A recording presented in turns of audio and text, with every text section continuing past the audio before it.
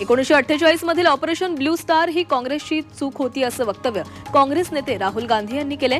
80च्या दशकात काँग्रेसने ज्या चुका केल्या त्यांची जबाबदारी मी स्वीकारतो असं राहुल गांधी यांनी म्हटलंय।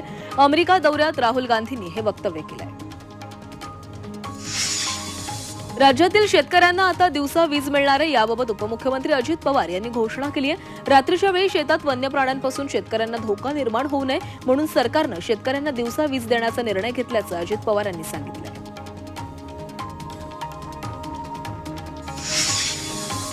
राज्य सरकारच्या 100 दिवस कृती कार्यक्रम उपक्रमात उत्कृष्ट कामगिरी बजावल्याबद्दल पुणे जिल्हा परिषदेनं राज्यातील तृतीय क्रमांक पटकावलाय, तर पुणे महसूल विभागामध्ये पुणे जिल्हा परिषद अव्वल ठरली आहे। कृती कार्यक्रमांतर्गत पुणे जिल्हा परिषदेनं वेबसाईट सुधारणा, कार्यालयीन सुविधा, तक्रार निवारण यासह 10 प्रमुख मुद्द्यांवर प्रभावी कामगिरी केली आहे। राज्य शासनानं महानगर प्रदेश विकास प्राधिकरणांच्या हद्दीतील शासकीय जमिनी संबंधित प्राधिकरणांच्या नावावर वर्ग करण्याचा महत्त्वपूर्ण निर्णय हा मंत्रिमंडळ बैठकीत घेतलाय। त्यामुळे प्राधिकरणाच्या हद्दीतील 8 तालुक्यांमधील तब्बल 1778 हेक्टर जागा प्राधिकरणाला हस्तांतर करण्यात येणार आहे। पूंछ जिल्ह्यातील सुरनकोटच्या जंगलामध्ये भारतीय सैन्याच्या संयुक्त कारवाईमध्ये दहशतवाद्यांचे अड्डे उद्ध्वस्त करण्यात आलेत आणि यामध्ये 5 आयईडी आणि इतर वस्तू जप्त करण्यात आल्यात। बॉम्ब निकामी पथकानं जप्त केलेले आयईडी सुरक्षितपणे नष्ट करण्यात आलेत। सध्या परिसरात शोध मोहीम सुरू असून पोलिसांकडून गुन्हा दाखल करण्यात आलाय।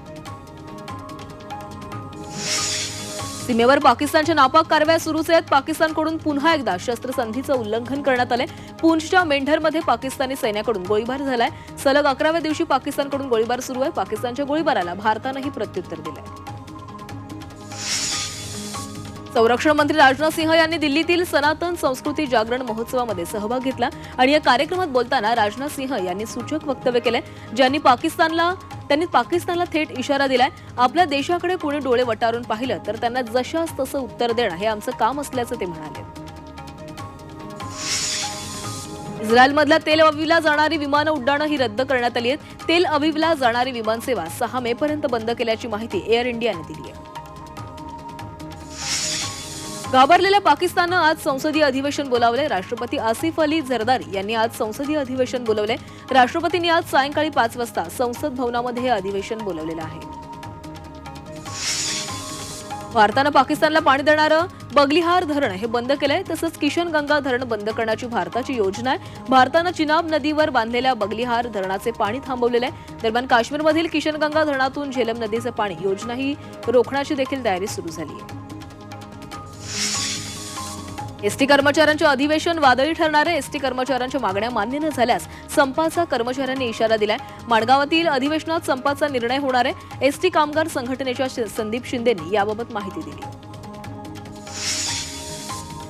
तीव्र उन्हामुळे मुंबईला पाणी पुरवठा करणाऱ्या 7 तलावातील जलसाठा हा 23% आलाय आणि त्यामुळे मुंबईकरांवर पाणी कपातीची टांगती तलवार आहे। मात्र पाणी कपातीचा विचार नसल्याचं मुंबई महापालिकेनं स्पष्ट केलंय। 15 मे पर्यंत आढावा घेऊन निर्णय घेण्यात येणार आहे असं देखील जल अभियंता विभागानं सांगितलंय।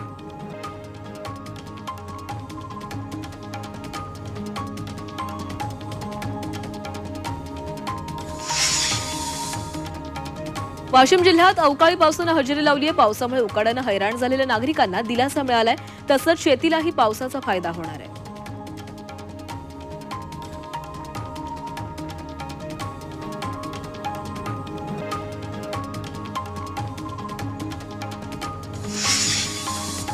राज्य माध्यमिक आणि उच्च माध्यमिक शिक्षण मंडळाच्या 12वी परीक्षेचा निकाल आज जाहीर होणार आहे। दुपारी 1 वाजता ऑनलाईन निकाल पाहता येईल। विद्यार्थ्यांना राज्य शिक्षण मंडळाच्या अधिकृत संकेतस्थळावर जाऊन हा निकाल पाहता येणार आहे। निकालानंतर गुण पडताळणीसाठी 20 मे पर्यंत ऑनलाईन अर्ज करता येईल। ऐन लग्नसराईत सोन्याच्या दरामध्ये मोठी वाढ झाली होती, मात्र गेल्या 13 दिवसात सोन्याची विक्रमी घसरण झाली आहे। आज सोन्याचे दर हे 92,000 रुपये तोळ्यावर पोहोचलेत। 21 एप्रिलला सोन्याची किंमत लाखावर गेली होती, मात्र 13 दिवसात सोन्याची किंमत तब्बल 8,000 रुपयांनी घसरली। सरकारी रुग्णालयातील बनावट औषधांवर नियंत्रण ठेवण्यासाठी आरोग्य विभागाच्या प्रयोगशाळांमध्ये औषधांची तपासणी केली जाणार आहे। तातडीने औषध तपासणी करता यावी यासाठी पुणे, छत्रपती संभाजीनगर आणि नागपूरमधील प्रयोगशाळांमध्ये औषधांची तपासणी करण्यास परवानगी देण्यात आली आहे। पीकेसी ते आचार्य यात्रे चौक, मेट्रो 3 आणि समृद्धी महामार्गाच्या इगतपुरी ते आमणे या 2 प्रकल्पांच्या उद्घाटनाचा मुहूर्त हुकलाय. आता या प्रकल्पांना नवीन मुहूर्ताची प्रतीक्षा आहे, मात्र तारीख निश्चित होत नसल्यानं लोकार्पण रखडलेलं आहे. पुण्यात म्हाडाच्या उत्पन्नात 39% वाढ झाली आहे. महसूल उत्पन्नातून 5,000 कोटी तसंच भांडवली उत्पन्नातून 1,700 कोटींची भर म्हाडाच्या तिजोरीमध्ये पडली आहे. गेल्या वर्षीच्या तुलनेमध्ये 3,000 कोटींनी उत्पन्नामध्ये वाढ झाली आहे.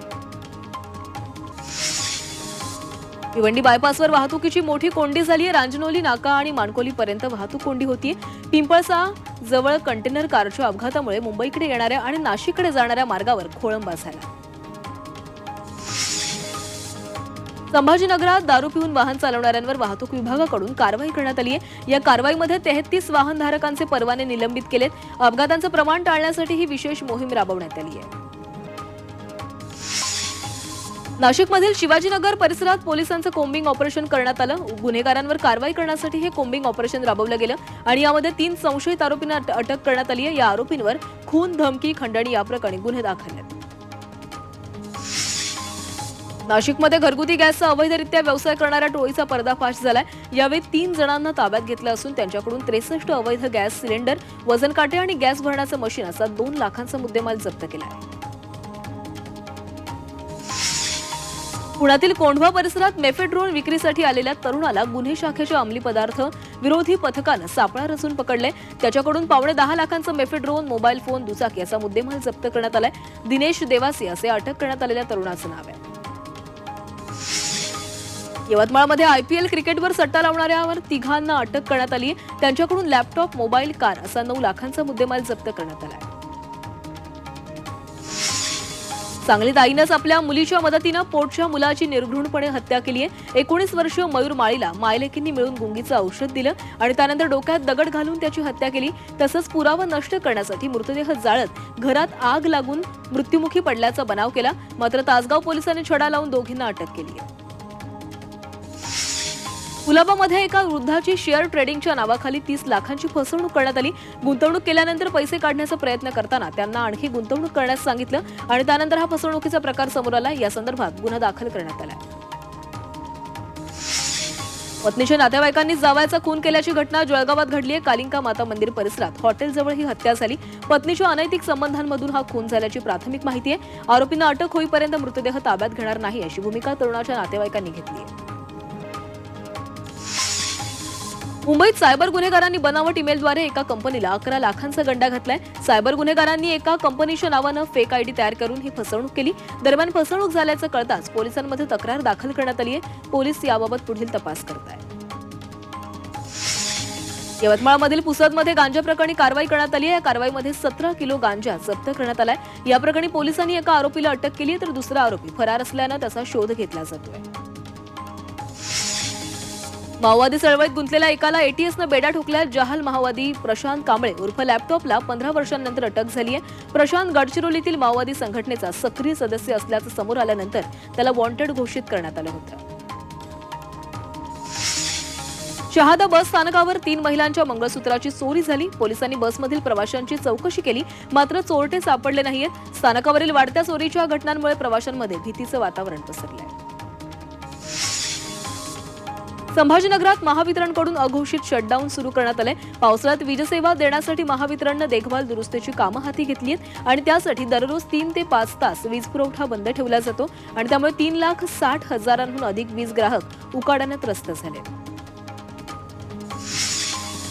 म्हाडाची पडून राहिलेली घरं विकण्यासाठी नवनवीन युक्त्या शोधल्या जात असतानाच दुसरीकडे ग्राहकांची फसवणूक होण्याची शक्यता आहे. घरं देण्यासाठीच्या देकार पत्रावर उपमुख्य अधिकाऱ्यांची डिजिटल स्वाक्षरी असल्याची खात्री करूनच पुढील कार्यवाही करावी यासाठी कोणत्याही एजन्सीची किंवा एजंटची नेमणूक केलेली नाही असं म्हाडाकडून स्पष्ट करण्यात आलं. भंडाऱ्यातील मोहाडीमध्ये नगरपंचायतीच्या वतीनं कचरा व्यवस्थापन केंद्राकरता जागा देण्यात आली. तरीही शहरामध्ये खुल्या जागेवर अनधिकृत कचरा व्यवस्थापन केंद्र नगर परिषदेनंच तयार केले. तसंच या ठिकाणी घंटागाड्या मोठ्या प्रमाणात कचरा टाकतात, त्यामुळे दोषींवर कारवाई करावी अशी मागणी स्थानिक करतात. जळगावच्या धरणगाव तालुक्यातील 2 शाळांमध्ये 1ली ते 4थीच्या विद्यार्थ्यांची आरोग्य तपासणी पार पडली. 242 विद्यार्थ्यांपैकी 71 विद्यार्थ्यांच्या प्री डायबेटिकची लक्षणं आढळून आलेली आहेत आणि त्यामुळे यावर ठोस उपाययोजना करण्याचा निर्णय मुख्य कार्यकारी अधिकारी यांनी घेतलाय आणि त्यानुसार पालकांमध्ये जनजागृती केली जाणार आहे. मुंबईतील जे रुग्णालयाच्या बहुचर्चित सुपर स्पेशालिटी रुग्णालयाचं बांधकाम लांबणीवर पडलंय।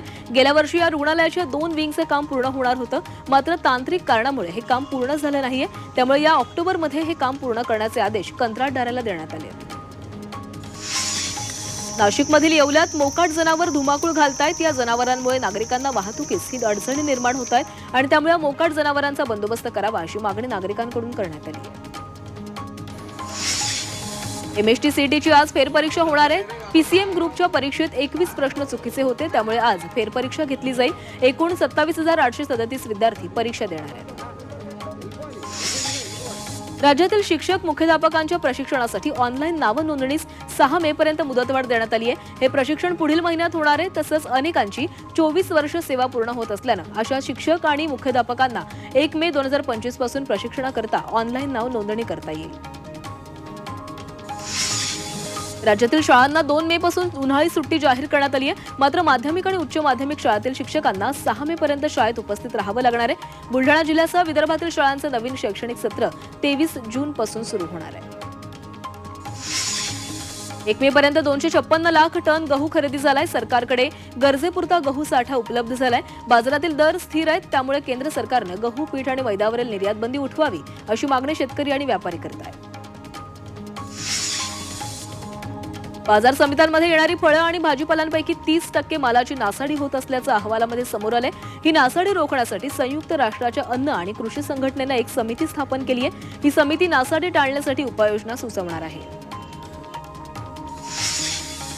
जळगावच्या देवगावमध्ये महादेवाच्या यात्रेनिमित्त कुस्ती स्पर्धांचं आयोजन करण्यात आलं होतं। स्पर्धेत कुस्तीपटूंसह इतरही महिला कुस्तीपटूंनी सहभाग घेतला होता। यावेळी विजयी कुस्तीपटूंना बक्षीस वाटप करण्यात आलंय। जळगावच्या मनारखेडा गावात श्री खंडेराव महाराजांचा यात्रा उत्सव पार पडला। यात्रेनिमित्त 12 गाड्या ओढण्याचा कार्यक्रम संपन्न झालाय। भगत अतुल पाटील यांनी मनारखेडा गावापासून तर खंडेराव महाराज मंदिरापर्यंत 12 गाड्या ओढल्या आहेत। अकोला रेल्वे स्थानकावर चेन्नई भगत की कोठी एक्सप्रेसचं मोठ्या उत्साहामध्ये स्वागत झाले। रेल्वे मंत्रालयानं चेन्नई सेंट्रल ते महाराष्ट्र, गुजरात आणि राजस्थान या मार्गावर ही नवीन एक्सप्रेस सुरू केली आहे। या एक्सप्रेसमध्ये नवीन विकसित डबे बसवण्यात आले।